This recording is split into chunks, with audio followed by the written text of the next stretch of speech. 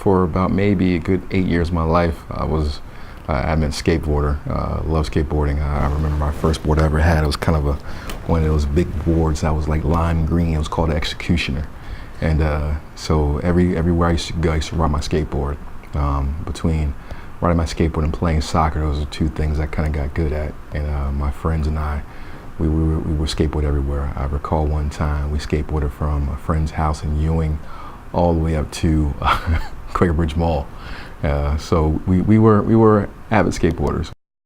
If you go down to the downtown area, the Roebling building, not the one that has not the warehouses, but the Mary Roebling building, which is right on State Street, across from Mill Hill Park, there's another location. I like to tell folks who are moving around some of these complexes, just take a look at the handrails.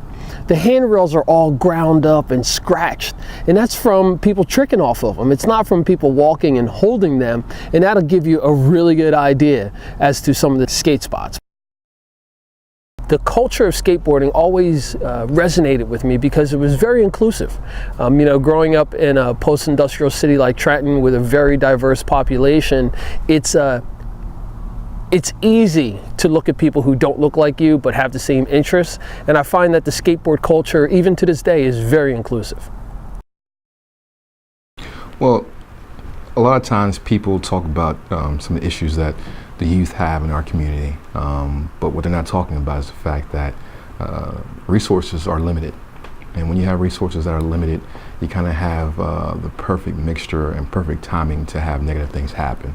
And so to be able to provide resources for our youth and for some of our young adults, it kind of can reduce issues and problems and even crime.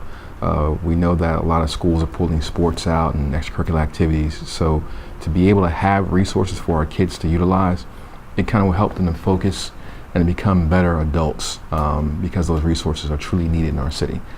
This skate park will be the connector for us to get back the way we used to be, unified, a family, communicating. In order for a family to be a productive family, you have to first and only communicate. Communication, respect. When I was skateboarding, you respected the person who can do the best tricks, or the person who couldn't do the best tricks but tried their behinds off. And you would talk about, well, if you move your foot a little bit over to the left or you jump a little bit to the right, then maybe this could happen.